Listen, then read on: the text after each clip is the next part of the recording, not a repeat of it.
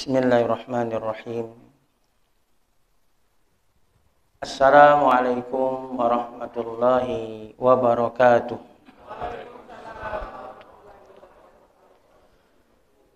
Alhamdulillahi rabbil alamin, allazi ahyana ba'da ma amatana wa ilaihin nusyur.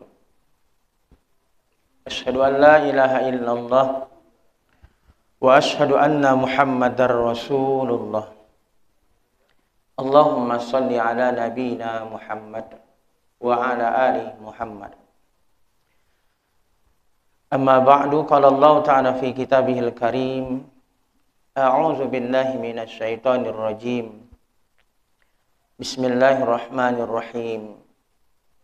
Inna a'tainakal kautsar fasalli li rabbika wanhar inna syani'aka huwal abtar. Bapak-bapak, ibu-ibu jamaah subuh rahimakumullah.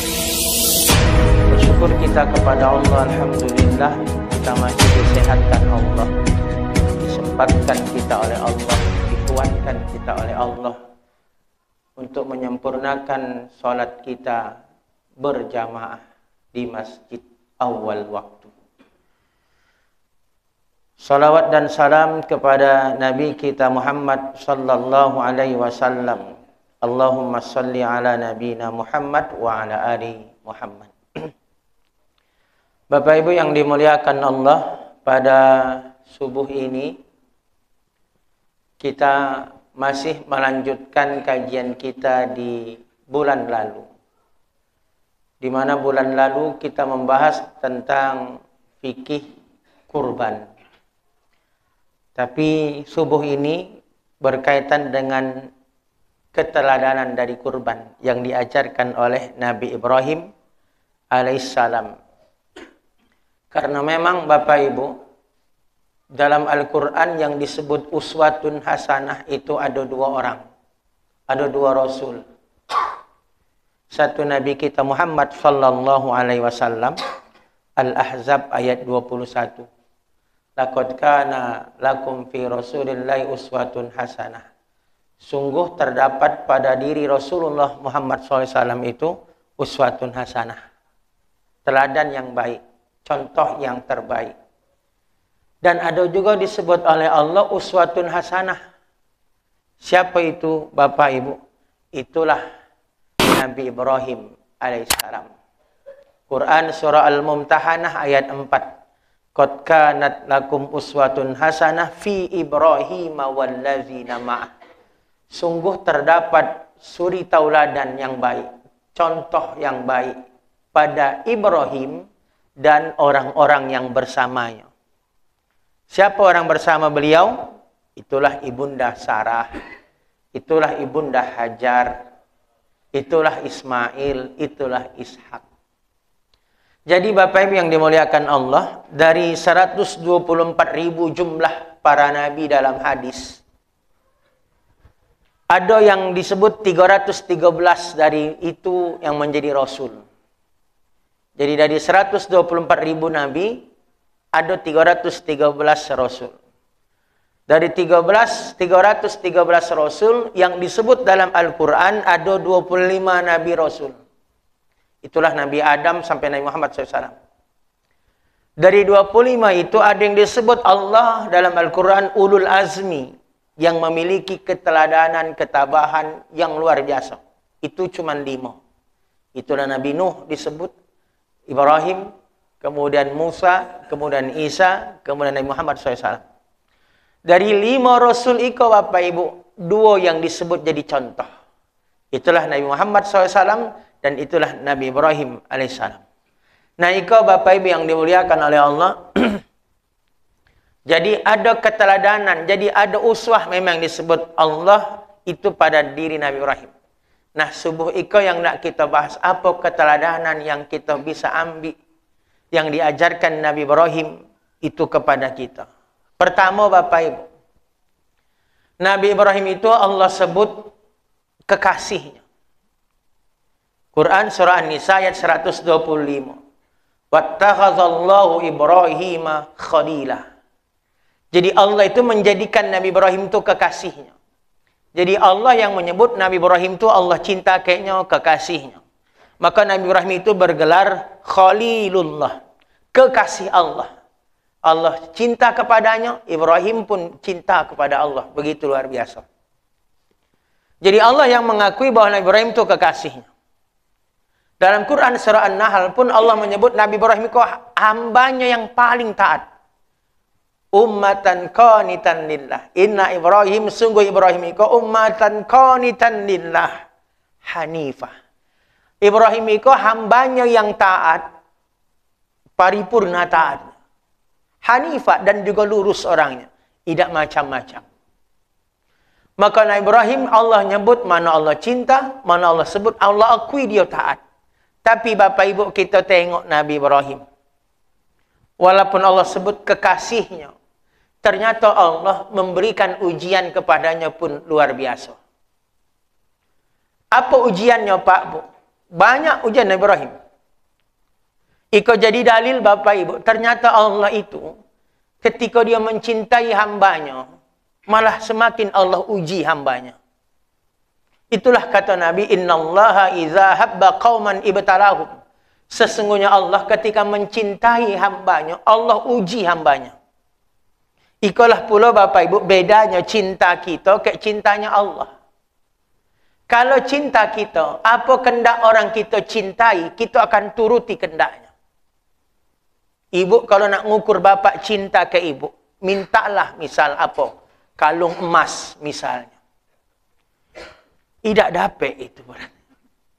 Kalau bapak cinta, pasti kena ibu diturutinya. Kalau ada pitinya. Itulah cinta kita manusia. Apa kehendak orang kita cinta, kita dituruti kayak kita. Tapi cinta Allah itu Bapak Ibu, terkadang itu yang diajarkan Allah kepada Nabi Ibrahim itu. Allah tadi sebut Allah, Nabi Ibrahim itu kekasihnya. Allah cinta kayaknya. Tetapi Allah uji. Itulah kata Nabi, "Man yuridillahu bi khairan yusib minhu." Siapa yang Allah ingin jadikan dia orang baik, Allah berinya yusib minhu, Allah berinya ujian. Kita tengok Pak Bu, apa pelajaran dari Nabi Ibrahim ujiannya? Satu, lama makanya dapat keturunan. Punya istri namanya ibunda namanya Sarah. Sarah itu wanita tercantik. Dijelaskan kecantikan Sarah itu Bapak Ibu, sepertiga seluruh kecantikan wanita di muka bumi terkumpul di Sarah. Saking cantiknya. Tapi Allah ujinya tidak memiliki keturunan. Sampai usia hampir 90 tahun. Bahkan Sarah pun diponis maaf mandul. Bayangkan tuh Pak Bu. Tapi apa Ibrahim alaihissalam ajarkan kayak kita? Terusnya berdoa ke Allah Pak Bu. Dan doa Nabi Ibrahim Allah abadikan dalam Al-Quran. Apa mintanya? Rabbi habli minas solihin. Ya Allah, beri aku anak soleh. Ya Allah, beri aku anak soleh. As-Saffat ayat 100. Maka dalam tafsir itu Bapak Ibu, dalam Al-Quran itu doa yang paling banyak Allah abadikan itu doanya Nabiullah Ibrahim. Kekasihnya. Salah satu doa Nabi Ibrahim yang Allah abadikan minta keturunan anak yang soleh. Rabbi habli minas solihin. Ya Allah, beri aku anak soleh. Terusnya berdoa. Walaupun doa itu lama dikabulkan Allah. Pelajarannya apa Pak Bu? Jangan pernah berhenti berdoa. Sebagaimana Nabi Ibrahim ajarkan kayak kita. Walaupun itu hal yang mustahil. Karena Sarah itu disebut dalam Quran surah Az-Zariyat Pak Bu. Quran surah Az-Zariyat itu disebut bahwa Sarah itu wanita yang tidak bisa punya anak. Ajuzun hakim. Yang dia tidak punya anak. Mandul. Tapi apa yang diajarkan Ibrahim kayak kita? Jangan putus asa berdoa. Wala tayasu min rahmatillah. Jangan pernah berputus asa dari rahmat Allah. Ternyata Bapak Ibu, terus Nabi Ibrahim berdoa. Dari sisi ulama banyak mengajarkan, doa itu diulang-ulang. Jangan diganti-ganti. Kalau kita punya hajat, teruslah doa itu ulang-ulang. Karena ada ulama mengibaratkan doa itu seperti kita menambang, ambil emas di sebuah gunung. Kita nokok-nokok gunung. Seharusnya di tokoan ke 1000 dapat itu emas. Tetapi ketika kita berhenti nokok, lah ke tokoan 999. Ternyata tidak dapat emas. Balik kita. Padahal tinggal sekali tokok tadi, biar 1000, keluar itu emas. Begitulah ada ulama mengibaratkan doa itu, Allah ajarkan diulang-ulang. Nabi Ibrahim terus mengulang doanya. Dan dikabulkannya bukan besok, bukan lusa, hampir usia 90 tahun. Itu pun bukan dengan Sarah kelak. Maka Bapak Ibu yang dimuliakan oleh Allah, pelajarannya teruslah doa itu diulang-ulang. Karena doa itu diibarat ulama tadi mungkin nak 1000 kali doa itu diulang. Maka kalau nak minta sawit, terus ulang kebun sawit. Ya Allah, beri aku kebun sawit. Beri aku kebun sawit. Pas sawit turun, gantinya doa. Beri aku kebun karet aja ya Allah. Ngulang dari nol doa itu. Lama lagi maka nak dikabulkan. Maka ikut Bapak Ibu yang dimuliakan Allah, pelajarannya teruslah berdoa. Diajarkan oleh Nabi Ibrahim kayak kita. Dan doa itu dikabulkan kapan? Di saat usianya hampir 90 tahun, 86 tahun. Itu pun Bapak Ibu, Sarah sang istri begitu pengertian. Maka itulah tadi Al-Mumtahanah ayat 4 ada uswatun hasanah pada Ibrahim dan orang sekitarnya. Siapa orang sekitarnya? Itulah Ibunda Sarah. Sarah itu pengertian ibu bapak. Saking pengertiannya, Sarah tahu Nabi Ibrahim kok harus punya generasi. Maka dipilihkanlah istri untuk suaminya. Nah, iko yang hendaknya ibu-ibu pikirkan. Itu pelajaran dari Sarah tuh Pak. Karena Nabi Ibrahim kok Nabi. Dia punya harus melanjut, ada keturunan. Siapa yang melanjutkan dakwah? Kalau tidak ada keturunannya. Maka Sarah saking pengertiannya, dipilihlah wanita untuk suaminya. Dapatlah dia hadiah dari raja itu seorang wanita namanya Ibunda Hajar. Maka Sarah mengajak Hajar untuk menikah kepada sang suami Ibrahim. Dari pernikahan itu Bapak Ibu lahirlah anak. Lahir anak namanya itulah Ismail. Masya Allah. Bayangkan tuh Pak Bu. Gara-gara Sarah ikut nyuruh suaminya Ibrahim menikah, Sarah pun ibu bapak akhirnya pun hamil. Lahirlah anak namanya Ishak. Masya Allah. Padahalnya itu mandul Pak. Pelajarannya bagi siapa yang belum memiliki keturunan, suruh suaminya menikah. Itu Sarah. Akhirnya Sarah yang nyuruh suaminya nikah pun hamil. Jadi bukan cerai solusi itu. Dan itu kan sejarah. Kadang kan tidak dapat keturunan, cerai. Tidak dapat keturunan, cerai. Cerai itu memang tidak berdosa. Tapi halal yang dibenci katanya. Jadi halal yang dibenci itu adalah cerai. Abghadul halal indallah ittalaq. Halal yang dibenci oleh Allah itu kata Nabi adalah talak. Maka Sarah bukan minta cerai. Tapi Sarah apa Pak Bu? Sarah malah memilihkan istri untuk suaminya. Dan gara-gara itu hamil. Bayangkan ke Bapak Ibu yang dimuliakan Allah. Iko dalil bahwa Sarah itu disebut dalam Al-Quran yang tak punya keturunan. Mandul, tapi hamil. Quran, surah Az-Zariyat Bapak Ibu, di ayat 24 sampai ke ayat 28. Hal ataka hadisu dhaifu Ibrahim al-mukramin. Jadi Allah berfirman kepada Nabi Muhammad dan sekaligus kita, sudah sampaikah kamu berita tentang Ibrahim dalam menyambut tamunya yang mulia? Maka Nabi Ibrahim itu Bapak Ibu juga bergelar Abu Difan. Abu Difan itu bapaknya para tamu. Karena Nabi Ibrahim itu manusia yang paling memuliakan tamu. Jadi Nabi yang paling muliakan tamu itu Nabi Ibrahim. Maka Allah ajarkan, halataka hadis Ibrahim. Sudah sampaikah kepadamu berita tentang Ibrahim? Dhaifu Ibrahim al-mukramin. Tentang bagaimana Ibrahim melayani tamunya yang mulia. Jadi Ibrahim tidak pernah pandang bulu siapapun tamu. Bagaimana Bapak Ibu Nabi Ibrahim melayani tamu? Isdakhalu alaihi faqalu salama. Datang tamu tengah malam Bapak Ibu. Pakai baju serba putih tengah malam. Salama, mereka berkata assalamualaikum, kecek tamu kok. Qala salam. Kemudian Nabi Ibrahim menjawab, Waalaikumsalam. Qaumun munkarun. Tapi Nabi Ibrahim tidak kenal siapa lah rombongan baju putih kau. Tengah malam pakai baju putih. Kemudian Bapak Ibu, faragha ila ali faja bijlin sali faja'ala bijlin samin. Tamu kau tadi Bapak Ibu disuruhnya masuk, kemudian Nabi Ibrahim berangkat ke belakang ke dapur nanya ke bininya Sarah.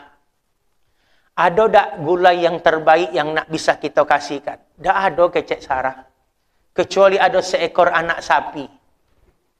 Seekor anak sapi. Maka Bapak Ibu faqarraba ilaihim qalu ala ta'kulun. Nabi Ibrahim kau tadi bi'ijlin samin, dipotongnya anak sapi kau, dimasaknya tengah malam itu, kemudian diantarkannya ke tamu kau. Faqarrabahu ilaihim. Lah selesainya masak, dikasihlah daging sapi terbaik kau dekat tamunya. Qala ala ta'kulun. Nabi Ibrahim heran. Lah didekatkan, disuruh makan, tapi tidak disentuh oleh tamu kau. Bahkan ngecek pun tidak. Kemudian Nabi Ibrahim nanya, ala ta'kulun, ngapa tidak dimakan masakan kau? Faujasa minhum khifah. Mulailah Nabi Ibrahim cemeh. Kata Allah, mulailah Nabi Ibrahim takut, khawatir. Tamu tengah malam, pakai baju putih, tidak kenal. Lah dimasakkan daging sapi terbaik, didekatkan makan, idaknya balas, ngecek pun tidak. Nabi Ibrahim nanya, ngapa tidak dimakan? Dijawab pun tidak. Mulai di situ Nabi Ibrahim cemas, takut. Bahasa kita mungkin ditengok kakinya, oh tidak nyentuh tanah mungkin. Mulainya cemeh. Qalu la takhaf. Maka ketika Nabi Ibrahim mulai takut, apa kecek tamu-tamu kau? La takhaf, jangan takut. Tak usah takut kecek tamu kau. Wa basaruhu bi ghulamin alim. Tamu-tamu kau ngasih kabar gembira ke Nabi Ibrahim.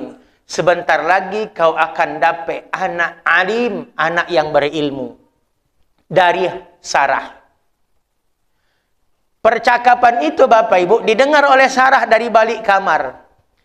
Fa'aqbalat imra'atuhu fi sarratin fasakkat wajaha wa qalat ajuzun akim. Betapa senangnya Sarah dengar sebentar lagi akan punya anak. Melompek-lompeknya keriangan, sampainya nampar-nampar pipinya. Bahasa kita, kok mimpi apa tidak? Ditampar-tamparnya pipinya. Wa qalat ajuzun akim, ya Allah aku hamil. Sementara aku ni wanita yang monopos, mandul. Kecek Sarah kau. Nah, kau jadi dalil Sarah itu memang wanita yang disebut tak bisa punya keturunan. Tapi datang orang ngasih kabar, sebentar lagi Sarah akan melahirkan. Maka melompeknya, nampar-nampar pipinya, seolah-olah tidak percaya. Siapa tamu Bapak Ibu? Nabi Ibrahim tidak tahu kalau tamu rupanya adalah malaikat. Allah kirim tamunya, tamu yang berubah jadi laki-laki, ngasih kabar ke Nabi Ibrahim, sebentar lagi istrimu Sarah akan hamil. Jarak antara Ismail dengan Ishak itu dalam sejarah 13 tahun. Nah, Bapak Ibu yang dimuliakan Allah, ternyata doa Nabi Ibrahim pun dikabulkan. Berapa jaraknya? Hampir 90 tahun doanya baru dikabulkan. Maka pelajarannya Bapak Ibu, ternyata Allah semakin cinta semakin diuji. Apa ujian Ibrahim? Doanya lama dikabulkan. Padahalnya kekasih Allah. Lah kalau kekasih Allah aja berdoa lama maka dikabulkan, apalagi kita. Kita belum tentu Allah sebut kita kekasihnya. Kitanya aja ngaku cinta ke Allah. Allah belum tentu cinta ke kita. Maka Bapak Ibu yang dimuliakan Allah, Nabi Ibrahim kekasih Allah, berdoa lama dikabulkan, tapi tidak pernah putus asa berdoa. Karena memang tugas kita cuma berdoa dan berusaha. Hasilnya ada waktu yang tepat, nah Allah kabulkan. Kalau doa kita hari ini belum dikabulkan, yakin Bapak Ibu, ada waktu yang tepat, nah Allah kabulkan. Itulah diajarkan Nabi Ibrahim. Tugas kita cuma satu, berdoa dan jangan putus asa. Bapak Ibu yang dimuliakan Allah, lah dapat anak Ismail. Lahir anak dari Hajar, ibunda Hajar. Allah uji lagi dia. Apa ujiannya Bapak Ibu? Ujiannya anak yang baru lahir, harus dipisah. Harus dipisah Bapak Ibu. Di mana dipisah? Karena ia punya istri muda, Hajar. Dari istri muda dapat anak. Terbayang tak Bapak Ibu? Otomatis perhatian Nabi Ibrahim agak lebih banyak kepada anak. Sarah istri tua, manusia biasa, mulailah agak cemburu. Maka datang perintah, Allah uji lagi Nabi Ibrahim. Pisah anaknya Ismail yang baru lahir kok. Jangan bersama-sama kayaknya. Tidak boleh kumpul kayak Sarah, tidak boleh kumpul kayak Nabi Ibrahim, tapi harus dipisah, ditaruh di mana? Di Ka'bah kini, Pak Bu. Dan itu dalam Quran surah Ibrahim ayat 37. Nabi Ibrahim berdoa, Rabbana inni askantu min zuriyati biwadin ghairi zizar'in ingda baitikal muharram. Datang perintah, Ibrahim, pisahkan anakmu, taruh kini di lembah. Doa Nabi Ibrahim. Perintah itu dilakukannya, Pak Bu. Tidak terbayang kita, bayi masih merah, lama dapat anak, 90 tahun menanti anak, baru dapat anak, anaknya harus ditaruh. Di mana ditaruh? Bukan di dusun, bukan di kota, tapi ditaruh di tempat yang tidak ada manusia. Jangankan manusia, tumbuhan pun tidak ada yang hidup. Itulah Quran surah Ibrahim ayat 37. Ya Allah, Rabbana inni askantu min zuriyati biwadin. Ya Allah, aku taruh di siko anakku di lembah kau ya Allah. Ghairi zizar'in, yang di siko tidak ada satupun tanaman. Curhat Nabi Ibrahim. Karena perintah Allah, ya Allah, aku taruh anakku di siko. Iko di lembah kau ya Allah, yang tidak ada tanaman. Ingda baitikal muharram, di sisi rumahmu, Ka'bah itu. Rabbana liyuqimus shalah. Ya Allah, jadikan anakku ahli salat. Lah ditaruh situ Pak Bu, yang ditinggal. Berarti siapa yang ditinggal? Ismail yang masih bayi dan sang istri Hajar. Maka Hajar pun Bapak Ibu jadi contoh. Apa kata Hajar? Ketika Nabi Ibrahim lah naruh bininya Hajar dekat Ismail, berangkat Nabi Ibrahim harus ke Palestina, harus berdakwah ke Palestina. Hajar tidak banyak nanya. Nak kemana kak? Tidak. Cuma nanya apa? Ahaza min amrillah. Wahai suamiku, apakah ikut perintah Allah kau tinggalkan kami di siko? Bayangkan Ibu. Nabi Ibrahim cuma ngangguk pala iyo. Apa kecek Hajar? Kalau ikut perintah Allah, pergilah. Allah tidak akan mungkin nyiakan kami. Masya Allah. Ditinggal di tempat tidak ada manusia. Tanaman pun tidak ada, air tidak ada.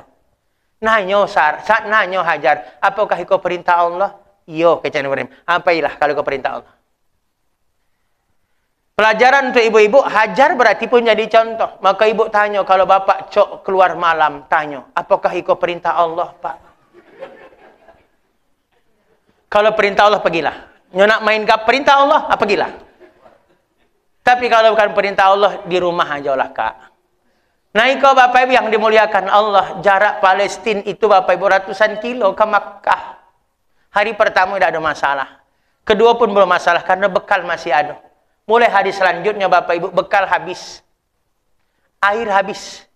Tapi sumber air tidak ada. Hajar dengan Ismail yang masih bayi, cuman berdua. Di lembah. Itulah Ka'bah kini. Maka Ka'bah itu kan lembah. Kita turun ke bawah. Bapak Ibu yang dimuliakan Allah, di sekolah mulai bermasalah. Masalahnya apa? Asi kering. Karena air tidak ada. Ismail lapar.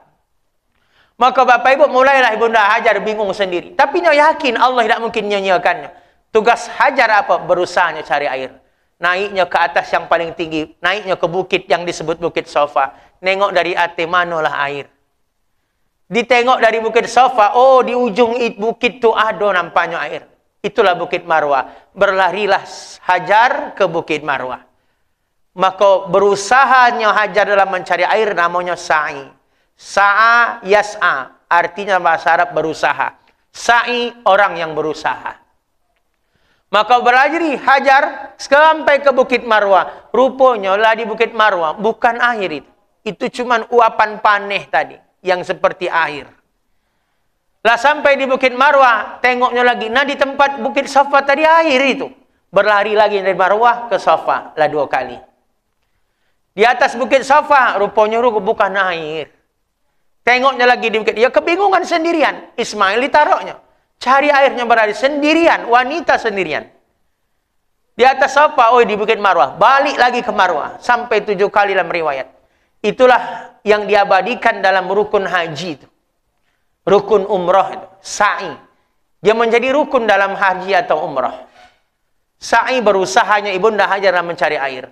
Berakhirlah di Bukit Marwah 7 kali. Air tak dapat.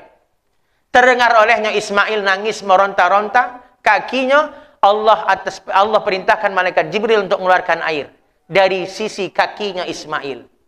Berlari Hajar nengok ada air dekat Ismail. Senangnya air itu keluar. Maka saking senangnya yang berlimpah air itu dikumpulkannya. Zamzami, kata Hajar. Kumpul, jangan kemana-mana air. Jadi air itu berkumpul, dibendungnya kayak batu. Itulah dalam hadis sahih riwayat Imam Bukhari, kalaulah bukan karena Ibunda Hajar mengumpulkan air itu, dibendungnya air itu, maka lembah tadi sudahlah menjadi sungai. Itu kece Nabi. Jadi kalau tidak dibendung ke Ibunda Hajar, air yang keluar itu, air Zam-Zam itu, dia akan menjadikan sungai itu lembah. Ka'bah itu akan jadi sungai. Tapi kata Ibunda Hajar, Zam-Zami, kumpul, dibendungnya. Air itu tidak baca keluar. Sudah dibendung oleh Ibunda Hajar. Airlah ada. Selesai masalah. Gara-gara air itu ada, tumbuhan mulai bertumbuh. Binatang pun mulai datang. Orang-orang dari Yaman nengok, ngapa ada burung di atas lembah itu. Di atas Ka'bah. Logikanya ada burung, ada air. Berangkailah orang-orang Yaman dari suku Jurhum untuk ke nengok situ. Ternyata betul ada air dan ada manusia. Maka orang Yamanlah yang pertama kali dari Bani Jurhum, yang pertama kali tinggal di lembah itu. Maka Nabi Ismail pun kelak menikah dengan orang Yaman dari Bani Jurhum. Beranak pinaklah itu Pak. Nah Bapak Ibu yang dimuliakan Allah, belum sampai di situ ujian Ibrahim datang. Apalagi Pak Bu? As-Saffat ayat 102. Falamma balagha ma'u sa'ya. Ketika Ismail lah mulai beranjak besar. Lah mulainya beranjak balik. Datang perintah.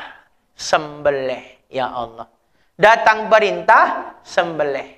Perintah itu cuma lewat mimpi.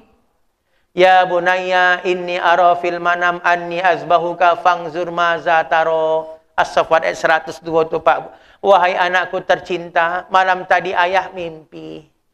Ayah disuruh untuk menyembelihmu. Fangzur maza taro. Cak mano pendapat kau nak? Ya Allah. Anak masih semata wayang. Ishak belum lahir. Bapak Ibu yang dimuliakan Allah, lama mangko dapat anak. Baru dapat anak, anaknya harus ditinggalkan di lembah, dipisah. Baru anak kalau beranjak gedang, datang perintah sembelih anak. Maka apa jawab yang luar biasa? Bukan hanya Ibrahim Pak Bu, Ismail pun yang luar biasa. Dijawab ke Ismail, maka Ismail pun disebut uswatun hasanah. Kan bersama orang-orang Nabi Ibrahim, itu termasuk Ismail. Dijawab oleh Ismail yang baru beranjak baligh. Ya abatif alma tu'mar. Ayahku tercinta, kerjakan apa yang diperintahkan. If'al ma tu'mar. Kerjakan apa yang diperintahkan Allah kepadamu ayah. Satajiduni insyaallah minas sabirin. Ayah, insyaallah ayah kelak dapatkan aku jadi orang sabar. Ya Allah. Perintah itu Bapak Ibu dilakukan. Ismail minta, ikat tangan aku ya. Biar kelak tidak meronta. Tutup pala aku ya, biar kelak ayah jangan sedih nengok mata aku, muka aku. Baju aku kelak ayah kasih ke mak, biar obek rindu mak. Kalau-kalaunya rindu kelak, tengok baju aku. Perintah itu Bapak Ibu dilakukan. Telah diikat, tutup pala, eksekusi berjalan. Pisau hampir menempel di leher Ismail. Allah berkalam, wa fadainahu bizibhin azim. Kami ganti seketika, ketika itu langsung dengan domba jantan yang besar. Ya Allah. Jadi Ismail itu langsung Allah ganti. Kalau tidak diganti oleh Allah, pastilah tersembelih anaknya Ismail. Maka betapa taatnya Bapak Ibu Nabi Ibrahim. Taatnya tidak pakai nanyo. Kenapa harus sembelih ya Allah? Besok aja ya Allah, lusa aja. Itulah ketaatan Nabi Ibrahim, tidak pakai nanyo. Mimpi cuman Bapak Ibu dapat perintah. Kan ada orang mengkritik, kok bisa ya Nabi Ibrahim cuma lewat mimpinya kerjakan nyembelih anak satu-satunya. Nah mimpi Nabi itu Bapak Ibu, memang beda kayak mimpi kita. Mimpinya para Nabi 100% adalah wahyu. Mimpi kita 99% ngicu. Jadi jangan pula kalau ada yang mimpi gara-gara uswatun hasanah ikut Ibrahim. Mimpi sembelih anak haram kita kerjakan itu. Uswatun hasanahnya itu bukan masalah nyembelih anaknya. Uswatun hasanah itu keteladanannya, taatnya ke Allah itu yang sempurna. Cintanya ke Allah, tapi diuji. Ujiannya kerjakan. Diganti Bapak Ibu Ismail. Maka syariat itu pun diajarkan kayak kita. Hari itu kita tidak disuruh Allah nyembelih anak kita. Kita cuma disuruh Allah nyembelih hewan kurban. Yang 2.500.000 cuma. Nabi Ibrahim tidak disuruh Allah nyembelih hewan. Cuma disuruh apa? Nyembelih anak. Disuruh nyembelih anaknya kerjakan. Taatnya sempurna. Kita alhamdulillah tidak disuruh Allah nyembelih anak kita. Karena Allah tahu kita tidak akan mungkin taat kalau disuruh nyembelih anak. Tidak akan sanggup. Maka Allah cuma nyuruh kita nyembelih hewan kurban. Karena kita sanggup. Cuman masalahnya banyak yang tidak sanggup. Nah, itu Bapak Ibu yang dimuliakan oleh Allah SWT. Keteladanan Nabi Ibrahim mengajarkan taat sempurna. Tapi ibu bapak, ada yang paling tidak suka nengok Nabi Ibrahim. Siapa? Iblis. Iblis tu paling benci nengok hamba Allah yang taat. Maka iblis itu Bapak Ibu menggoda Nabi Ibrahim. Ibrahim, tidak usah sembelih anak kau. Kalau nak sembelih besok aja, lusa aja. Marah Nabi Ibrahim, lemparnya kayak batu. Izhab ya lain, pergi kau yang terlaknat. Kemana iblis? Pergi Pak Bu. Tidak pergi. Beralihnya ke Ibunda Hajar. Hajar, anak kau nak disembelih kayak laki kau tu. Marolah, laranglah, cegahlah. Masa anak baru seorang nak disembelih? Siapa yang nyuruh? Allah. Kalau Allah nyuruh, biarlah. Lemparnya batu. Izhab ya lain. Pergi kau yang terlaknat.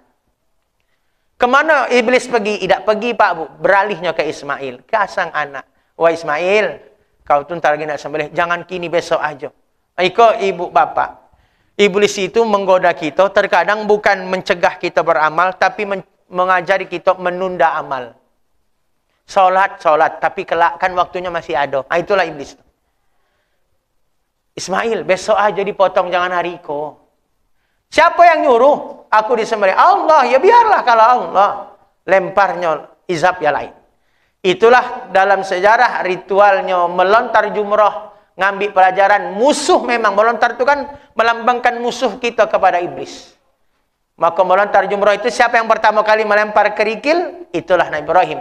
Dilanjutkan Ibunda Hajar. Dilanjutkan oleh Ismail alaihissalam. Nah Bapak Ibu yang dimuliakan Allah, ikulah perjalanan iblis dalam rumah tangga kita Pak. Siapa yang digoda pertama? Suami. Ketika suami tidak bisa digoda oleh iblis, dia akan beralih kepada istri. Nah istri itu terkadang suami banyak yang takluk dengan istri. Kita tengok Nabi Adam. Nabi Adam tidak bisa digoda oleh iblis memang. Kemana iblis? Beralih ke Hawa. Hawa terpedaya dengan bisikan iblis. Akhirnya Hawalah yang membujuk Nabi Adam sang suami. Terjerumuslah mereka dalam jebakan iblis. Makan buah larangan itu. Nabi Adam tuh kalahnya dengan iblis. Tapi kalahnya dari istrinya. Tapi Nabi Ibrahim keluarga ikut tidak ada mempan digoda iblis. Pantasnya disebut uswah.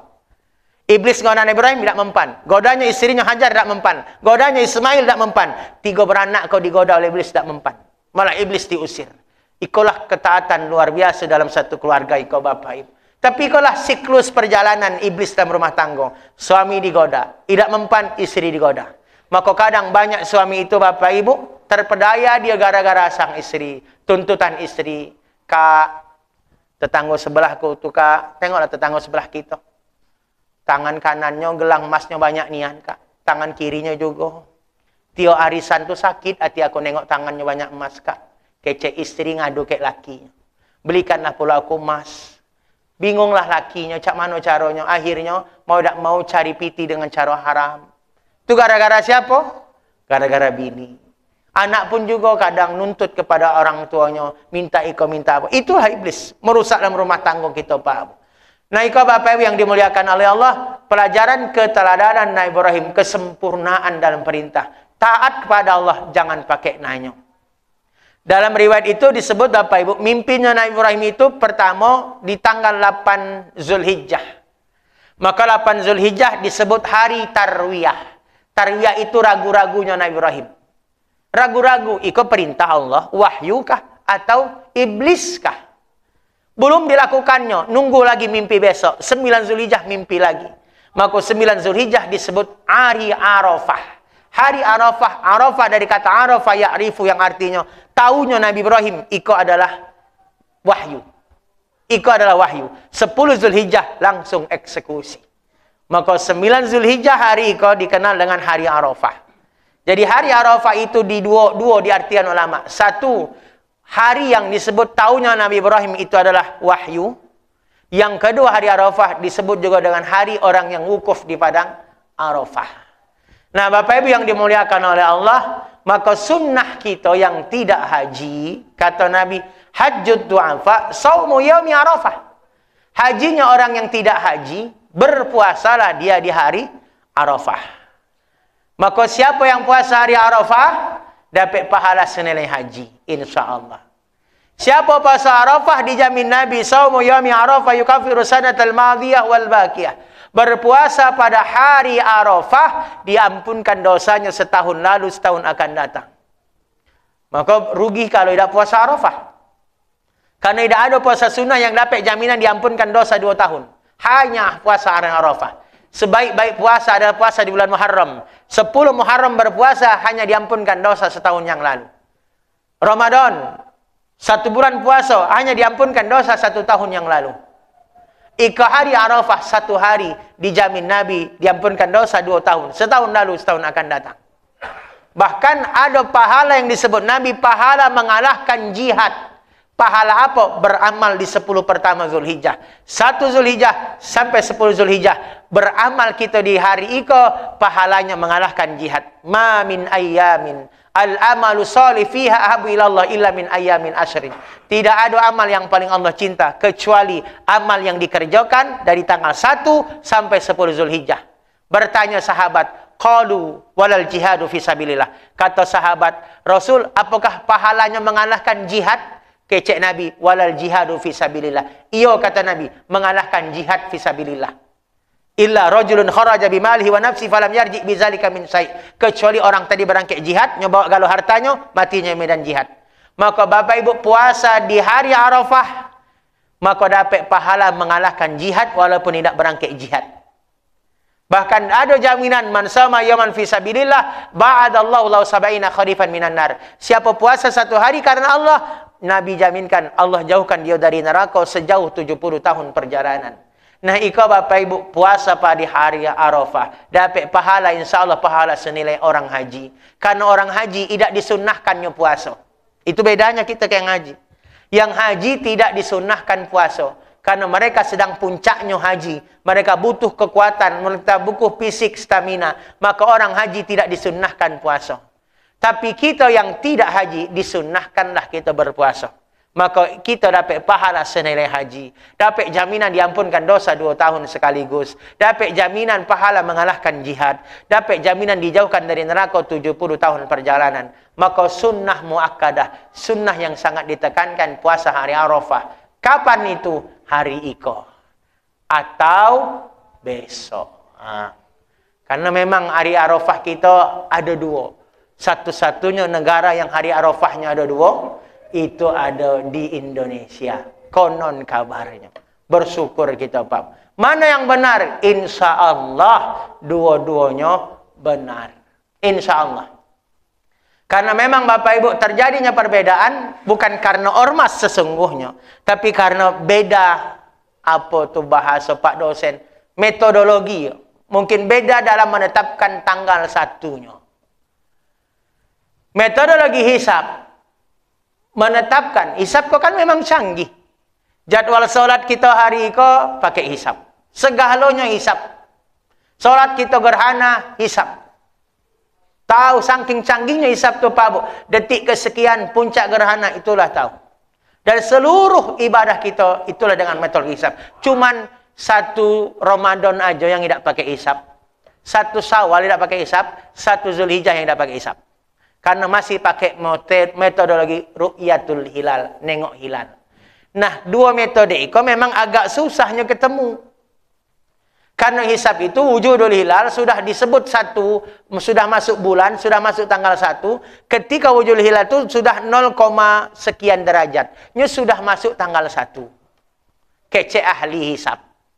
Tetapi ru'yatul hilal, nengok bulan itu, kalau nengok itu 1 derajat aja belum nampak.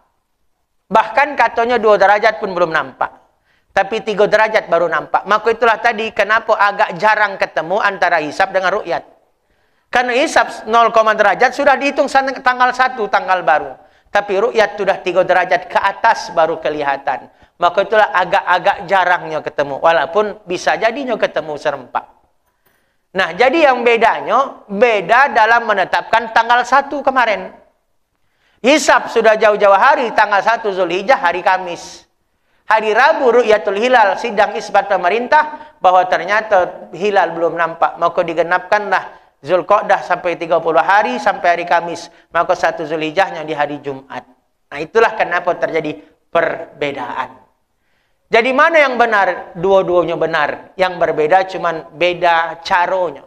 Satu pakai hisab, satu pakai ru'yat. Itu aja bedanya, Pak. Maka mana yang kita yakini? Pilih aja. Hisab canggih, ru'yat pun ketetapan pemerintah. Karena pemerintah tidak menggunakan hisab. Hisab hanya faktor penunjang. Tapi utamanya digunakan oleh pemerintah. Apa? Itulah dengan ru'yat.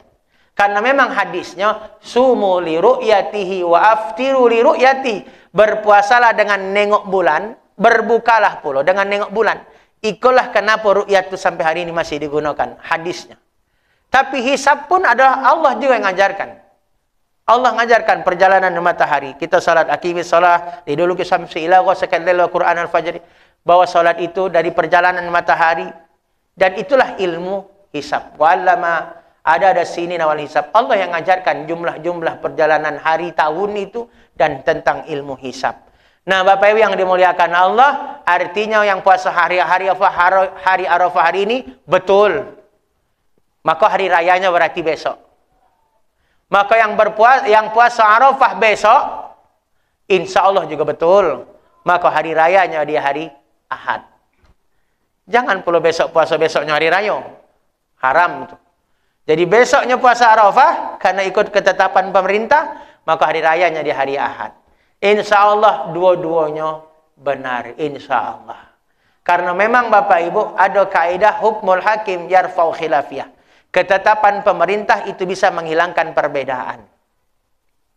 Bisa menghilangkan perbedaan. Jadi hisab memang canggih dan ikut kita akui setiap hari. Kalau sholat masih pakai ru'yat, dan kita yakin tidak ada lagi masjid yang sholat pakai ru'yat. Kalau sholat pakai ru'yat, Bapak Ibu, sebelum subuh tuh kita keluar dulu nengok. Lah mulai ada fajar sodik belum? Lah agak putih-putih belum? Oh lah ada, baru azan. Zuhur pun macam itu. Tegak dulu kita di tengah-tengah jalan. Kalau bayangan kita masih di bawah kita, belum boleh sholat, belum boleh azan. Kalau bayangan lah arah ke barat, condong dikit, lah ada bayangan mengarah ke barat, baru situ waktu zuhur, baru azan. Asar pun macam itu, tegak kita tengah jalan. Kalau bayangan kita mengarah ke barat lebih panjang, berarti itu masuk waktu asar. Tapi kan tidak ada lagi masjid yang masih pakai nengok macam itu. Otomatis berbunyi tit, tit, tit, azan kita. Nah, itu memang ilmu. Siapa yang buatnya? Itulah ilmu hisab. Dan kita sepakat tu dengan ilmu hisab. Cuman memang ketika 1 Ramadan, 1 Syawal, 1 Zulhijjah, hisab agak dikesampingkan. Karena apa? Karena faktor penunjang. Bukan utama yang dipakai oleh pemerintah. Tapi dua-duanya, hisab dan ru'yat, insya Allah dua-duanya benar. Wallahu ta'ala a'lam. Demikian, Bapak Ibu yang dimuliakan oleh Allah. Nah, kami nengoklah banyak angguk-angguk pala itu. Pas ngecek demikian, langsung angguk-angguk pala tadi. Terima kasih Bapak Ibu atas perhatian. Ada tanya jawab Bapak Ibu? Pas? Alhamdulillah. Terima kasih dan mohon maaf lahir dan batin. Kita tutup doa kafaratul majlis. Subhanakallahumma wa bihamdika asyhadu an la ilaha illa anta astaghfiruka wa atubu ilaik. Wassalamualaikum warahmatullahi wabarakatuh.